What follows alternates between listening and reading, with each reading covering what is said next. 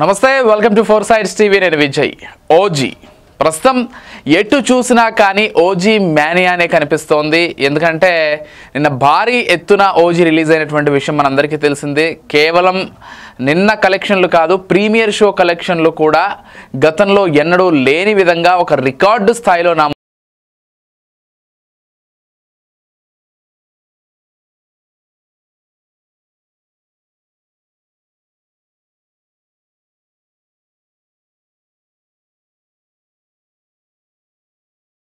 పవన్ కళ్యాణ్ ప్రధాన పాత్రలో అంటే హీరోగా, సుజిత్ దర్శకత్వంలో ప్రియాంక మోహన్ హీరోయిన్గా, ప్రకాష్ రాజు తదితరులంతా కూడా ప్రధాన పాత్రల్లో ఉన్నటువంటి ఈ సినిమాకి సంబంధించి ఇప్పటి నుంచి కాదు, అసలు ఈ సినిమా అనౌన్స్మెంట్ దగ్గర నుంచి కూడా చాలామంది చాలా ఉత్కంఠగా ఎదురు చూస్తూ వస్తున్నారు. కేవలం సామాన్యులు, పవన్ కళ్యాణ్ అభిమానులే కాదు, సినీ సెలబ్రిటీలు కూడా ఈ సినిమాకి సంబంధించి ఎన్నో కామెంట్స్ గతంలో చేయడం మనం గుర్తుండే ఉంటుంది. ఎందుకంటే చాలామంది ఈ సినిమా కోసం ఈగర్గా వెయిట్ చేస్తున్నామంటూ చెప్పుకొచ్చారు. ఇక సుజిత్ విషయానికి వచ్చినట్లయితే, సుజిత్ సాహోతోటి తనకంటూ దర్శకత్వం పైన ఎంత పట్టుందో ప్రూవ్ చేసుకున్నటువంటి విషయం మనందరికీ తెలిసిందే. రన్రాజారన్ తోటి అతను ప్రారంభించినప్పటికీ ఒక మంచి సినిమా తీశాడు. ఆ తర్వాత సాహోతోటి ఇంకో మంచి సినిమా తీశాడు. ఇప్పుడు ఓజీ తోటి మన ముందుకు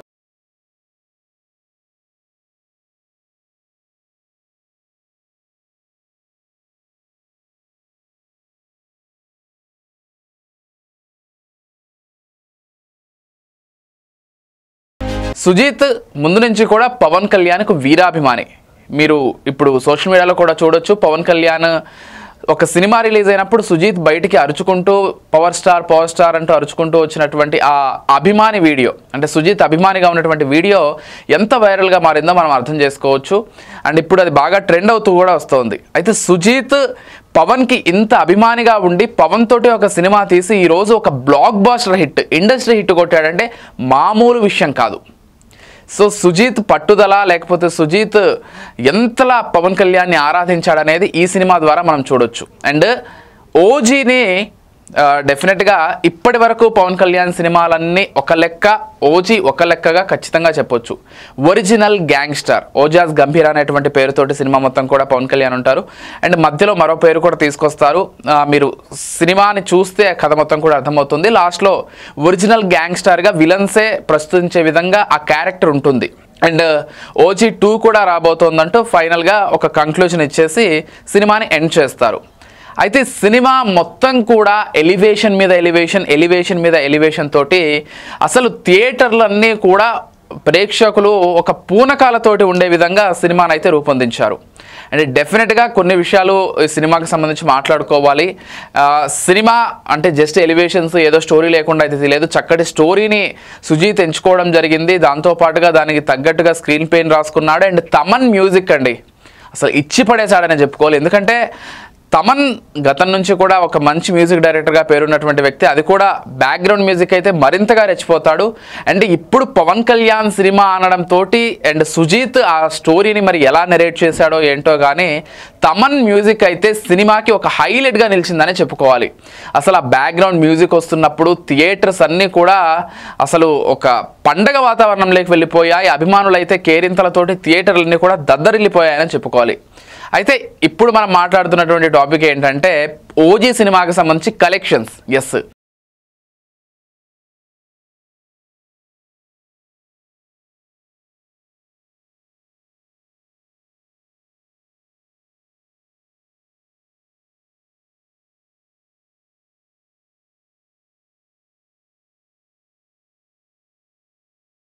వచ్చాయి. చాలా పెద్ద సినిమాల్ని క్రాస్ చేస్తూ కలెక్షన్స్ వచ్చాయి. పాన్ ఇండియా మూవీ కాకుండా ఒక రీజనల్ మూవీగా రిలీజ్ అయినటువంటి ఓజీ సినిమాకి సంబంధించి గతంలో ఏ రీజనల్ మూవీ కూడా ఈ రికార్డుల్ని బ్రేక్ చేయలేని విధంగా ఈ మూవీ అయితే రిలీజ్ అయింది.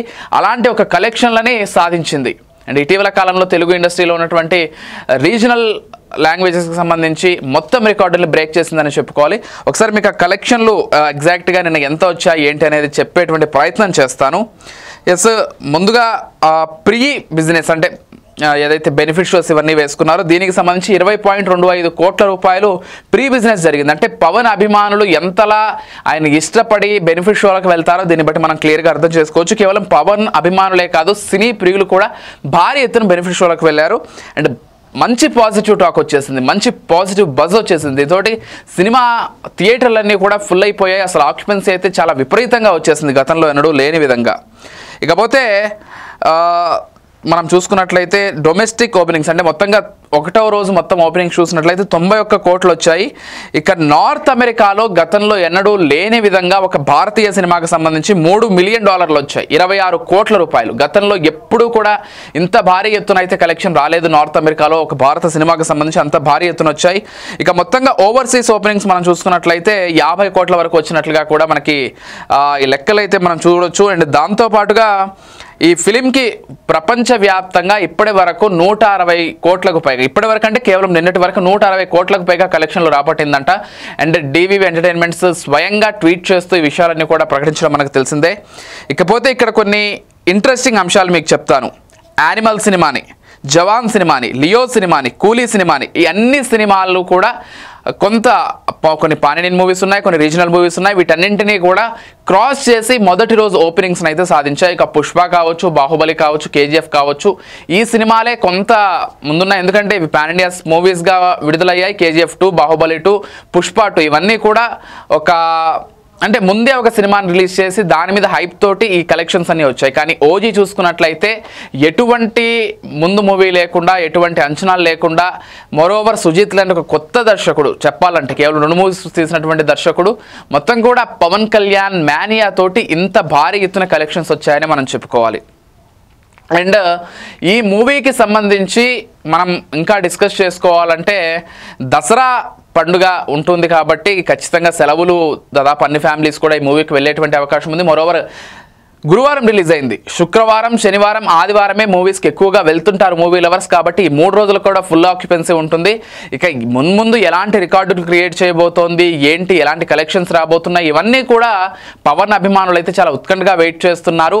అండ్ పవన్ ఇటీవల కాలంలో సినిమాలు ఇంత పెద్ద బ్లాక్ బాస్టర్ అయితే లేదు. మరోవర్ ఆయన డిప్యూటీ సీఎం అయిన తర్వాత, రాజకీయాలకు కొంత పరిమితం అయ్యి సినిమాలకు దూరం అయిన తర్వాత ఇలాంటి ఒక బ్లాక్ బాస్టర్ అయితే పవన్ కెరీర్లో పడలేదు. అంటే మంచి సినిమాలు వస్తున్నాయి. అండ్ హరిహర వీరమల్లు ఈయన డిప్యూటీ సీఎం అయిన తర్వాత రిలీజ్ అయినప్పటికీ అనుకున్న స్థాయిలో అయితే రీచ్ అవ్వలేకపోయింది. కొన్ని డైరెక్షన్ ఫెయిల్యూర్స్ ఇవన్నీ కూడా ఉన్నాయి సెకండ్ హాఫ్లో, కాబట్టి అంతలా రీచ్ అవ్వలేకపోయింది. కానీ ఓజీ అయితే మాత్రం పవన్ ఫ్యాన్స్కి ఒక ఫుల్ మీల్స్ లాగే చెప్పుకోవాలి, ఇంకా ఎక్కువనే చెప్పుకోవాలి. కాబట్టి ఈ కలెక్షన్స్ ఇలాగే కొనసాగేలా కనిపిస్తున్నాయి. అండ్ మరోవర్ దసరా టైంలో మరో భారీ చిత్రం కూడా లేకపోవడంతో అది కూడా మరో ప్లస్ పాయింట్ అయ్యేటువంటి అవకాశం ఉంది ప్రొడ్యూసర్స్కి. కాబట్టి ఒక ట్రెమెండస్ కలెక్షన్స్ తోటి మూవీ అయితే ముందుకు వెళ్ళబోతోంది. మరి ఎంత కలెక్షన్ సాధించబోతోంది ఏంటి అనేది మాత్రం చూడాలి. ఇప్పటికైతే ఓపెనింగ్స్లో ఒక సరికొత్త రికార్డుని, సంచలనాన్ని అయితే సృష్టించింది ఓజీ మూవీ.